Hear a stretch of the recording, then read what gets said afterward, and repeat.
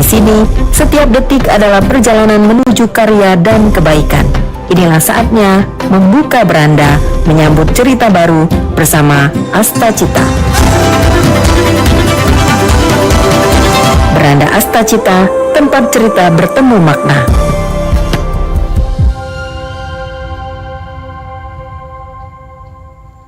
Selamat pagi pendengar, berjumpa kembali di Beranda Asta Cita edisi khusus Piala Dunia. Dan kembali bersama saya Riana Pridani untuk membawa perbincangan pada pagi hari ini mengenai tentang bagaimana perjalanan klub-klub sepak bola dunia untuk mengambil piala paling bergengsi di edisi Piala Dunia 2026. Hasil semifinal telah digariskan, Spanyol membungkam Perancis sementara Argentina memulangkan Inggris. Final ideal di depan mata. Spanyol dan Argentina akan bertemu di laga final. Namun, apakah jalan mereka menuju MetLife Stadium New Jersey benar-benar bersih tanpa celah? Ataukah ada noda kontroversi, tangisan ketidakadilan, dan drama di balik lorong ganti yang sengaja ditutupi? Pagi ini kita tidak hanya bicara skor, kita akan bicara tentang sejarah yang ditulis dengan semangat, keringat, dan barangkali ada sedikit keberpihakan wasit. Selama 1 jam ke depan, kita akan bahas taktik yang mungkin akan dimainkan oleh kedua tim, dan kita akan bongkar lembaran kontroversi dan bedah peta kekuatan Spanyol versus Argentina bersama dua narasumber yang sudah kami hadirkan pada pagi hari ini. Dan saya kenalkan dulu untuk Anda yang hadir di studio langsung, ada Bung Adrian Fajriansah, jurnalis olahraga harian Kompas. Bung Adrian, selamat pagi, salam olahraga. Siap, terima kasih. Selamat pagi, salam olahraga. Apa kabar Bung pagi hari ini? Alhamdulillah, luar biasa. Luar biasa, mata masih tetap segar ya, karena beberapa hari ini kita istirahat dulu untuk nonton Piala Dunia. Betul, supaya bisa begadang untuk nonton final yang kita tunggu-tunggu nanti. Betul, dan ini tidak lama lagi, nanti malam kita akan bersama-sama menyaksikan perebutan tempat ketiga ya antara Prancis dan juga Inggris. Namun yang tidak kalah menariknya adalah pertandingan pamungkas, bagaimana Argentina akan bertemu Spanyol di partai final. Kita akan bahas itu ke depan nanti bersama Bung Kusnaini yang kita akan tunggu. Saat ini masih dalam hubungan koneksi Zoom. Kita akan berbincang bersama bertiga membahas masalah ini dengan Bung Kusnaini, nantinya pengamat sepak bola nasional yang akan bergabung bersama kita melalui hubungan Zoom. Sebelum membahas partai final, sebelumnya saya ingin kita ngobrol dulu Bung Adrian soal pelaksanaan Piala Dunia ya. Di fase grup sampai dengan hari ini banyak sekali kontroversi yang menjadi perbincangan, menjadi buah bibir yang ada di lapangan maupun juga yang ada di luar lapangan. Ini tentunya mempengaruhi banyak persepsi pecinta sepak bola tanah air terhadap semangat fair play dalam sepak bola. Yang pertama ada laporan ya dari tim Kompas di Amerika Serikat menyebutkan atmosfer panas ini di luar lapangan sangat terasa ya. Spanyol sempat terkena isu penalti kontroversial juga ya, sementara Argentina ini dituduh dibantu oleh VAR yang melunak saat laga krusial di perempat final. Padahal di laga-laga sebelumnya ini banyak sekali tuduhan ini dibantu VAR nih Argentina. Apa temuan catatan Anda mengenai tudingan-tudingan ini, Bung Adrian? Terima kasih. Jadi kebetulan memang saya diberikan kesempatan untuk menulis tentang kontroversi yang terjadi selama Piala Dunia. Jadi laporan dari beberapa media-media di Amerika dan media-media mainstream dari negara lain itu mencatat setidaknya ada 11 kontroversi yang terjadi hingga semifinal Piala Dunia kemarin. Jadi 11 kontroversi itu terjadi di dalam maupun di luar lapangan. Itu sebenarnya dimulai dari penangguhan kartu merah Cristiano Ronaldo. Cristiano Ronaldo ini sebenarnya menerima kartu merah di laga kualifikasi terakhir ketika Portugal berhadapan dengan Skotlandia. Saat bahkan itu sebelum Piala Dunia dimulai. Bahkan sebelum Piala Dunia dimulai. Saat itu Cristiano Ronaldo menyikut bek Skotlandia. Menurut aturan FIFA, harusnya Cristiano Ronaldo minimal 3 kali absen dalam laga selanjutnya. Artinya Ronaldo sebenarnya harusnya melewatkan 3 laga penyisihan grup Piala Dunia kali ini. Namun dengan intervensi Gianni Infantino, presiden FIFA, Cristiano Ronaldo ditangguhkan untuk menerima sanksi hukuman 3 larangan pertandingan tersebut. Itu mengawali kontroversi yang ada di Piala Dunia. Selanjutnya adalah kontroversi ketika Trump diberikan hadiah Nobel perdamaian FIFA dengan alasan dia telah menyatukan negara-negara di dunia di tengah suasana panas. Padahal faktanya tanda kutip kontroversi panasnya politik dunia itu diawali oleh kebijakan dia sendiri. Iya. Selanjutnya yang menjadi sorotan utama tentunya selama penyelenggaraan banyak sekali hal-hal yang terjadi, terutama kontroversi dalam penerapan VAR. Kita tahu sendiri Argentina setidaknya 2 kali mendapatkan keuntungan dari intervensi VAR sehingga memicu publik menyebutnya dengan istilah VARgentina. Karena Argentina seolah-olah diuntungkan dalam hal ini. Memang terjadi kontroversi. Beberapa pengamat ada yang menganggap VAR yang diterapkan untuk menguntungkan Argentina itu tidak tepat, dan ada juga yang bilang bahwa sebenarnya aturan itu sudah sesuai diterapkan. Artinya sebagai komentar netizen terbelah juga di publik dunia itu terbelah, sebagian sepakat, sebagian tentunya tidak sepakat atau bertentangan dengan aturan VAR itu. Jadi beberapa kasus, contohnya saat ketemu Mesir, di gol kedua Mesir di menit ke-58 tersebut, VAR akhirnya diterapkan ketika ternyata gol itu terjadi sebelumnya terjadi pelanggaran dengan jarak 91 meter sebelum gol terjadi, dengan tempo waktu 17 detik sebelum gol terjadi, ketika gelandang Mesir Atia Marwan dituduh dalam VAR menginjak kaki Lisandro Martinez di dekat area penaltinya Mesir. Ketika VAR diterapkan, akhirnya gol yang dicetak oleh Mesir di menit ke-58 itu dibatalkan. Beberapa pihak terutama mantan wasit Premier League Graham Scott bilang bahwa insiden itu bukanlah insiden yang disengaja dan itu biasa, kontak biasa dalam pertandingan sepak bola. Tidak seharusnya VAR diterapkan untuk mengintervensi pelanggaran yang sebenarnya tidak krusial dengan tempo waktu sebenarnya 17 detik. Artinya apa? Argentina sebenarnya masih memiliki kesempatan untuk mengatur pertahanan dia ketika Mesir menguasai bola. Jadi seolah-olah VAR di sini diterapkan untuk menguntungkan Argentina tanda kutip, dan itu mempengaruhi tempo pertandingan hingga akhirnya Argentina bisa membalikkan keunggulan. Selanjutnya kontroversi yang sangat menyita perhatian adalah ketika VAR diterapkan untuk pelanggaran Embolo dengan Paredes. Jadi ketika itu Paredes dituding sebagai pelanggar Embolo sehingga Paredes akhirnya diberi kartu kuning. Ternyata VAR dengan protokol baru yang diterapkan di Piala Dunia kali ini, namanya protokol mistaken identity atau kesalahan identitas, membalikkan kartu kuning untuk Paredes kepada Embolo, sehingga Embolo yang sudah menerima kartu kuning akhirnya terakumulasi kartu merah sehingga Swiss kekurangan pemain dan situasi berubah. Banyak pengamat bilang bahwa protokol itu juga sangat kontroversi. Terlepas dari memang Embolo terbukti diving, tapi protokol itu diterapkan untuk sesuatu yang sebenarnya pelanggaran itu kontak biasa juga. Dalam sepak bola hal-hal seperti itu biasa terjadi.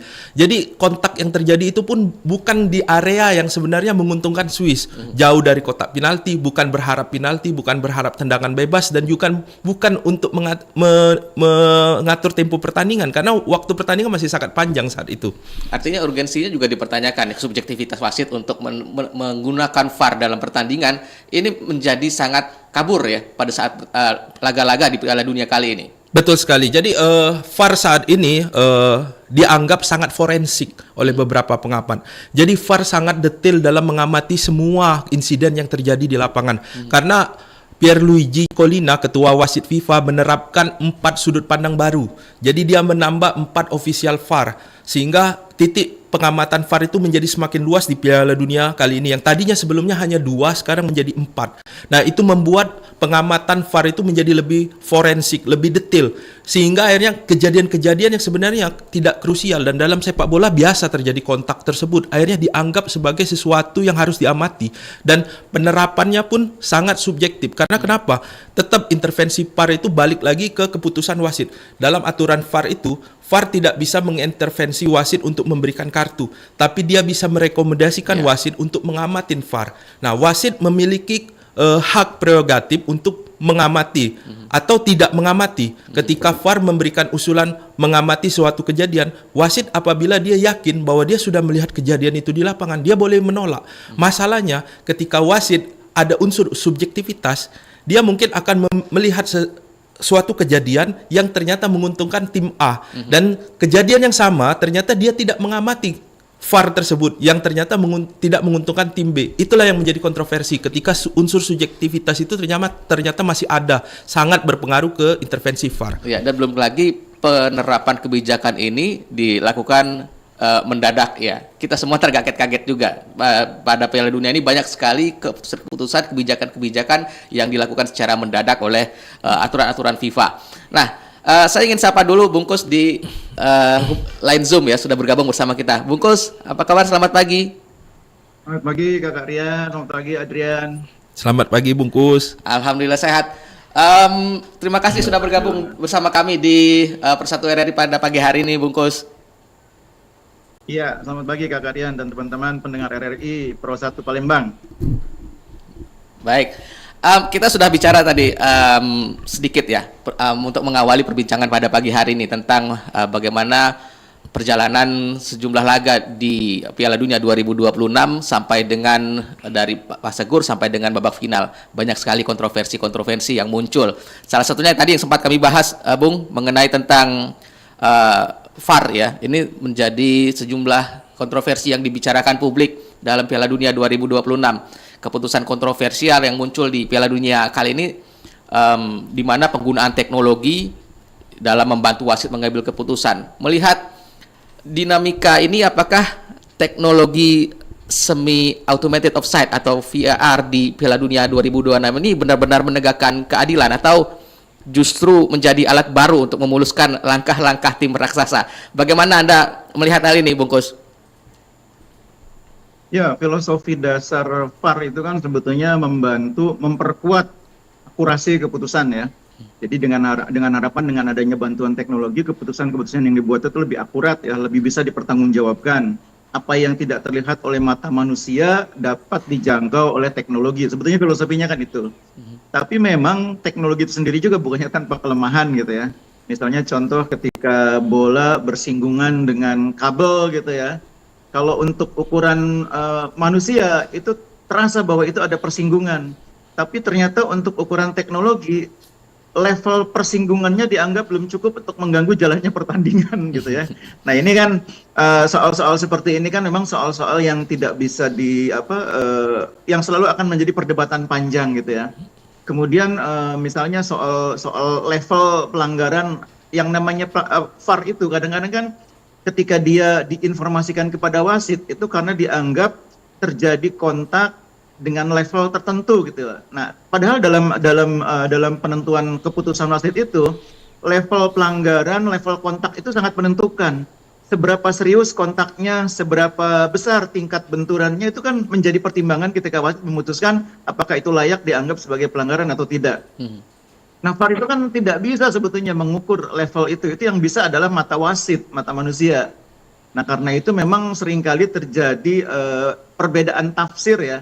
Saya lebih melihatnya sebagai perbedaan tafsir antara keputusan kita sebagai penonton, keputusan wasit sebagai manusia yang menjadi pengadil di lapangan, dan keputusan teknologi. Ini masing-masing punya tafsir sendiri-sendiri, dan kebetulannya, tafsir kita sebagai penonton sebagian besar terasa sama gitu, bahwa ada hal-hal yang tidak konsisten. Jadi kalau saya melihat sebagian besar kontroversi yang terjadi di Piala Dunia ini akibat tidak konsistennya level pengambilan keputusan. Kadang-kadang level kontaknya untuk pertandingan tertentu dianggap membahayakan, ya seperti tadi dibahas dalam kasus Embolo ya. Itu kan level kontaknya dianggap cukup untuk menjadi alasan wasit memberikan kartu kuning. Padahal kalau kita lihat level situasinya, itu terjadi di tempat yang tidak seharusnya menjadi ancaman. Sehingga harusnya level kontak itu dianggap tidak berbahaya, minimalis loh ini katakanlah gitu ya. Tapi toh wasit keluar juga kartu kuningnya yang membuat kerugian bagi tim nasional Swiss ya. Jadi inkonsistensi pengambilan keputusan oleh wasit itulah yang sebetulnya kemudian menjadi penyebab munculnya berbagai kontroversi. Sebetulnya keinginan untuk menerapkan aturan VAR yang lebih akurat ya, itu sebetulnya hal yang positif karena sepak bola memang butuh keputusan-keputusan yang lebih bisa dipertanggungjawabkan. VAR itu sendiri kan seperti yang saya bilang tadi lahir untuk memperkuat keputusan wasit agar lebih bisa dipertanggungjawabkan, lebih akuntabel gitu ya. Tapi ketika level keputusan itu ternyata tidak konsisten, itu yang kemudian membuat kita menjadi bertanya-tanya. Nah ini saya pikir yang harus diperkuat oleh FIFA. Kita tahu bahwa yang namanya panggung besar seperti Piala Dunia, Piala Eropa memang sering dijadikan forum kesempatan untuk menguji coba ya, menguji coba teknologi chip yang disisipkan di dalam bola, menguji coba penggunaan wasit keempat, menguji coba penggunaan goal line teknologi. Jadi itu semua biasanya memang dilakukan di event besar. Mengapa event besar itu menjadi ajang yang tepat? Karena dia menjadi pusat perhatian dunia. Berbeda dengan katakanlah kompetisi di level domestik yang memperhatikan kan level mereka yang ada di negara tersebut. Tapi kalau Piala Dunia, seluruh mata dunia tertuju ke panggung Piala Dunia dan FIFA merasa akuntabilitas FIFA dipertaruhkan di situ. Makanya diuji coba sistem baru, aturan baru yang harapannya membuat level pengambilan keputusan lebih akurat. Tapi faktanya memang kalau menurut saya belum seperti yang diharapkan. Apa yang kita lihat di Piala Dunia masih banyak terjadi inkonsistensi. Rasanya itu Kak Aryan. Oke, untuk tadi yang menjadi garis bawahi adalah bagaimana wasit bisa mengambil keputusan secara independen ya tanpa ada tekanan dari baik itu dari publik ataupun juga dari FIFA dalam tanda kutip ya, karena banyak sekali kepentingan yang tentunya bermain di sini. Saat ini sudah dipilih wasit yang akan memimpin partai final, Slavko Vincic ya dari Slovenia. Bagaimana catatan Anda tentang wasit ini, Bungkus? Jadi yang pertama, wasit itu memang independen, tidak hanya terhadap FIFA, tidak hanya terhadap tim yang bertanding, bahkan terhadap situasi apapun yang di lapangan dia independen. Termasuk terhadap wasit VAR. Jadi kan keputusan wasit untuk melakukan uji VAR itu kan sebetulnya berasal dari informasi wasit VAR ya, di VAR room gitu ya. Tapi sesungguhnya keputusan akhirnya tetap di tangan wasit yang ada di lapangan. Dia independen pada dasarnya. Jadi wasit VAR itu hanya membantu. Nah, yang sering terjadi perdebatan adalah wasit VAR kadang terlambat menginformasikan keputusan kepada wasit. Memang di dalam aturan pemanfaatan VAR itu biasanya dibuat keputusan sesudah eksekusi selesai gitu ya. Misalnya sesudah bola dieksekusi ke gawang, baru dilakukan kajian offside atau tidak, baru dilakukan kajian ada pelanggaran sebelumnya atau tidak. Masalahnya adalah kadang-kadang rentang waktunya terlalu panjang sehingga membuat orang mempertanyakan keputusan itu. Ya, saya pikir kita sudah melihat dalam kasus Argentina memang terjadi hal seperti itu ya. Nah, ini saya pikir hal-hal yang mesti dikurangi. Keputusan untuk memberikan informasi kepada wasit tentang terjadinya sesuatu yang perlu direview atau sesuatu yang perlu mendapatkan pengamatan lebih dalam, lebih mendetail, itu seharusnya bisa lebih cepat, dan kalau perlu tidak perlu menunggu sampai momennya begitu lama gitu ya, sampai lebih dari 10 detik, karena itu mengganggu mengganggu objektivitas penonton yang ada di televisi di tribun maupun di rumah gitu ya. Seperti merasakan ada sesuatu yang tidak objektif ketika pembuatan keputusan dilakukan lama setelah peristiwanya berlangsung. Nah, kalau soal wasit yang memimpin di pertandingan final, buat saya sih salah satu pertimbangan utama kalau memilih wasit itu kan nomor satu, dia tidak bermain untuk dua tim yang bertanding. Yang kedua, sedapat mungkin dia tidak terlibat dalam kompetisi di negara di mana dua tim bertanding. Itu terpenuhi semua aspeknya. Yang agak kurang terpenuhi mungkin dia berasal dari benua yang sama dengan salah satu tim yang main. Sebetulnya idealnya wasitnya harusnya berasal dari Asia atau berasal dari Amerika Tengah, dari Meksiko atau dari Amerika Serikat mungkin atau dari Afrika yang lebih netral lagi, atau dari Oseania. Itu sebetulnya jauh lebih fair. Nah, wasit ini kan kebetulan berasal dari Eropa, cuma memang rekam jejaknya selama ini bagus. Saya pikir itu yang membuat FIFA berani membuat keputusan dia yang memimpin pertandingan ini, meskipun ini sebetulnya sedikit berisiko karena dia berasal dari benua yang sama dengan salah satu tim yang bertanding. Oke, dan nanti akan kita lihat bagaimana kepemimpinannya di partai final nanti. Saya ingin tinggalkan dulu kontroversi di lapangan, kita bergerak ke kontroversi di luar lapangan ya. Setelah match ini ada kabar burung tentang gesekan setelah laga Argentina melawan Inggris di semifinal kemarin. Ada yang berbau provokasi rasis, ada juga aroma politis juga yang dilakukan oleh pemain-pemain Argentina dengan mengangkat isu Falkland dan Malvinas di sana. Dari laporan teman-teman Kompas di lapangan, bagaimana kondisi sebenarnya di sana? Apakah isu rasisme dan politik ini memang terasa kental aromanya, Bung Adrian? Baik, terima kasih. Jadi betul sekali, Argentina ini sangat identik dengan sindrom superioritas dan juga tindakan-tindakan rasial. Jadi lagi-lagi saya mengutip dari catatan The Athletic, mereka ada kontributor di Amerika Latin yang mengamatin bagaimana kultur sepak bola di Amerika Latin. Amerika Latin itu unik. Jadi negara Amerika Latin itu punya solidaritas yang tinggi. Di balik rivalitas mereka ketika mereka saling berhadapan. Jadi di event-event besar seperti Piala Dunia, ketika ada tim Amerika Latin yang tersisa, biasanya tim-tim dari Amerika Latin lain akan sepakat merapatkan barisan untuk mendukung tim tersisa. Itu terjadi ketika Piala Dunia 2022. Ketika Argentina menjadi satu-satunya wakil Amerika Latin yang tersisa, itu semua negara-negara Amerika Latin semua mendukung Argentina karena mereka berharap Lionel Messi mengakhiri karir ajaib dia dengan Piala Dunia, satu-satunya gelar yang belum dia raih saat itu. 4 tahun berlalu, ternyata suasana berubah total, berubah drastis. Sifat angkuh, sifat superioritas dari Argentina itu sangat tanda kutip menyebalkan negara-negara Latin. Akhirnya di Piala Dunia kali ini muncullah isu Amerika Latin minus Argentina. Bergema di media sosial dan juga di perbincangan masyarakat Latin. Kenapa itu terjadi? Karena puncak dari rasa muak, sifat superioritas dan juga tindakan-tindakan rasial yang sering dilakukan oleh Argentina, baik pemainnya sendiri di lapangan maupun juga supporter mereka ketika hadir di tribun stadion. Kenapa itu terjadi?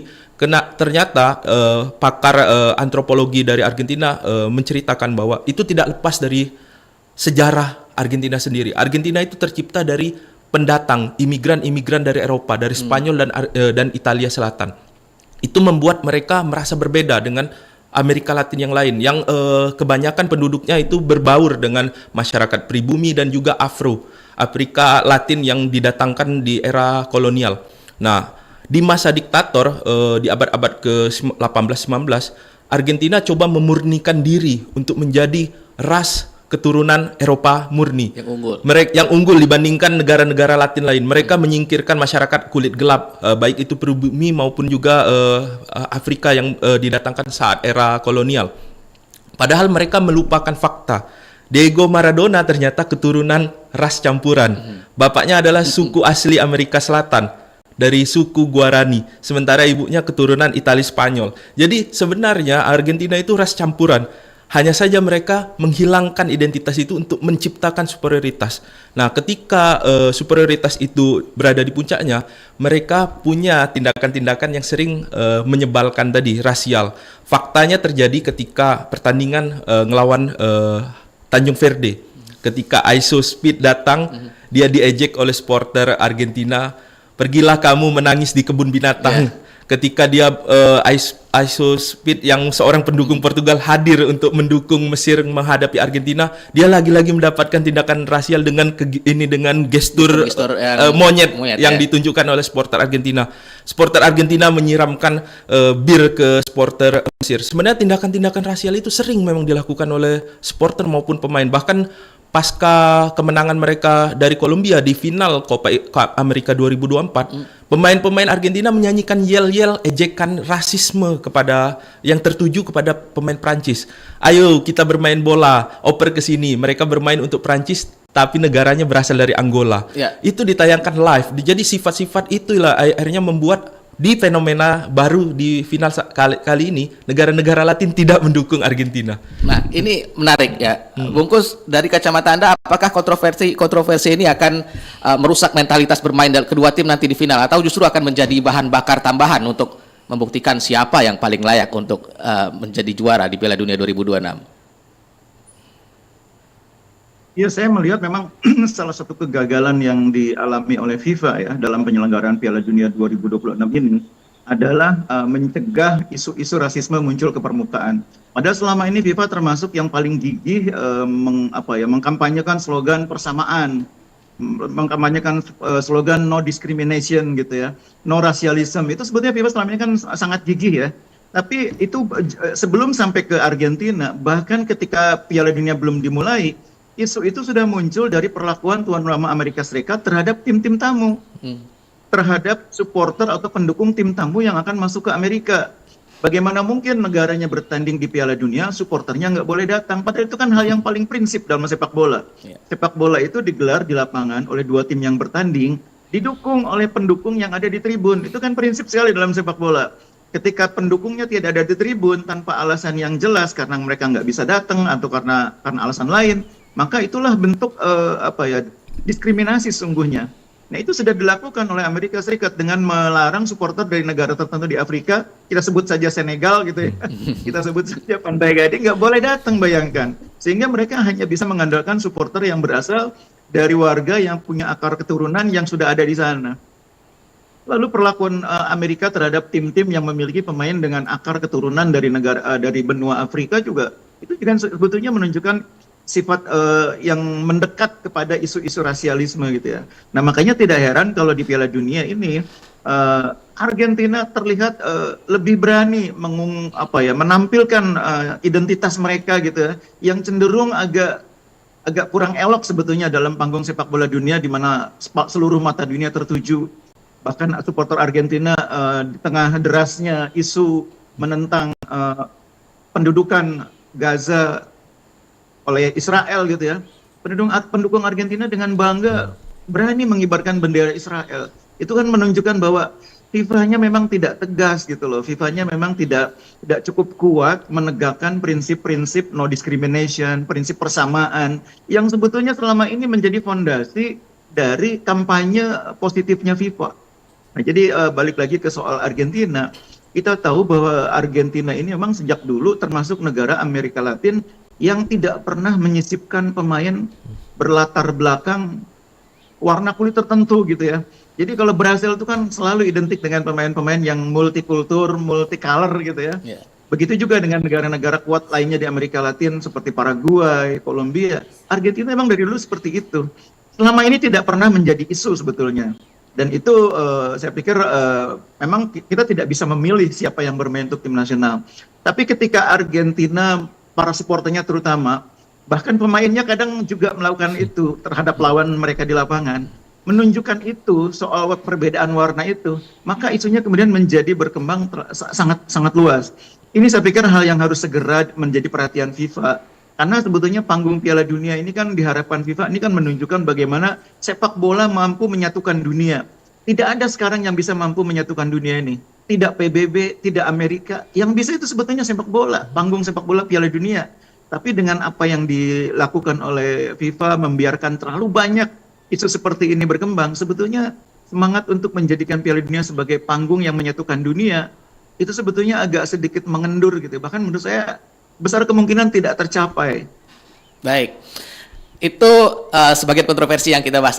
Saya masih punya banyak sekali pertanyaan ya tentang hal ini. Namun kita akan jeda sejenak, Bungkus dan juga Mas Adrian. Kami akan kembali setelah yang berikut ini. Dunia mengenalnya sebagai Tuhan di lapangan hijau, tapi sejarah mencatatnya sebagai pemberontak tanpa batas.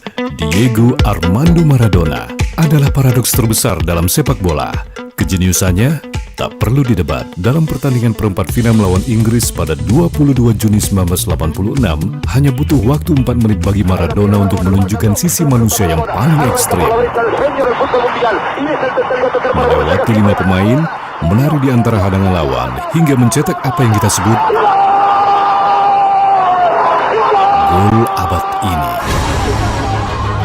Di kaki kirinya, bola bukan lagi benda mati, tapi nyawa yang tunduk pada imajinasinya. Maradona mampu mengubah olahraga menjadi sebuah karya seni melalui tendangan golnya yang menorehkan sebuah sejarah. Sisi gelap yang tak kalah riuh, dari gol tangan Tuhan yang memicu amarah Inggris, kecanduan obat-obatan yang menghancurkan karirnya, hingga kegagalannya di tes doping Piala Dunia 94. Maradona seolah tak pernah bisa lepas dari bayang-bayang masalah yang ia buat sendiri.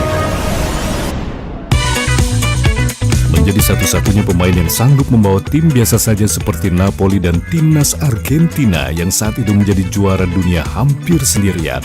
Bahkan dia juga dikenal vokal soal politik, berteman dengan Fidel Castro, dan sering menentang kebijakan FIFA secara terang-terangan.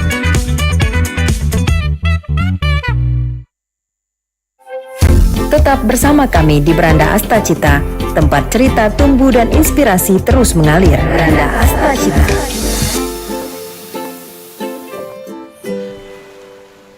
Terima kasih Anda masih bersama kami di Beranda Cinta edisi khusus edisi Piala Dunia 2026. Dan kami lanjutkan perbincangan. Sebelumnya kami informasikan kepada Anda pendengar untuk bisa bergabung bersama kami di line telepon di 0711369977 atau juga bisa ikut melalui kolom komentar di YouTube kami di live streaming yang sudah kami sampaikan di awal ya di kanal akun YouTube Pro 1 RRI Palembang. Anda juga bisa ikut bergabung melalui pesan singkat WhatsApp di 0821 79279090. Kami ulangi di 0821 79279090. Yang pertama saya ingin bacakan dulu dari Pak Tamrin di Lubuk Linggau melalui pesan WhatsApp. Saya kira di final wasit akan adil karena ini sudah final dan nama baik FIFA akan dipertaruhkan untuk gengsi Piala Dunia selanjutnya. Begitu harapan saya dari Pak Tamrin di Lubuk Linggau. Baik, dukungan untuk wasit yang akan memimpin menjalani pertandingan pada final nanti. Kita sudahi dulu perbincangan soal kontroversi. Saya ingin ke lapangan hijau langsung. Bungkus, kita masuk ke lapangan. Spanyol, asuhan De La Fuente bermain begitu rapi, pragmatis namun mematikan. Hanya kebobolan 1 gol sepanjang turnamen. Ya, di sisi lain, pertahanan Argentina justru kerap goyah di menit-menit pertama. Ya, di mana titik lemah Spanyol bisa ditembus kira-kira Bang Kusnaini dan juga sebaliknya. Iya, Spanyol ini termasuk tim yang sepanjang Piala Dunia 2026 paling konsisten performanya ya. Kalau Argentina kan sempat di pertandingan awal nih agak sedikit kurang maksimal jadi fase grup ya. Spanyol hanya mengalami satu situasi yang buntu ketika mereka di pertandingan pertama seperti kaget dengan permainan lawannya gitu ya, Tanjung Verde. Tapi selebihnya Spanyol bermain konsisten dan baru kebobolan di pertandingan fase gugur. Ini menunjukkan bahwa tim ini terlepas dari performa yang kadang-kadang masih labil, tapi fondasi mereka tuh sangat kuat, lini pertahanan yang kokoh. Padahal mereka lini pertahanannya diisi oleh pemain yang umurnya baru 19 tahun, Pau Cubarsí. Ini sesuatu yang luar biasa. Yang kedua, Spanyol ini juga termasuk tim yang konsisten. Setiap pertandingan itu selalu mampu memberikan performa yang tidak pernah terlihat tidak meyakinkan, selalu tampil bagus ya. Dan itu yang membuat mereka jarang sekali mengalami situasi tertekan. Ini sebetulnya agak merugikan juga ya. Spanyol ini tertekannya di laga pertama, tapi sesudah itu 5-6 pertandingan selanjutnya itu bermain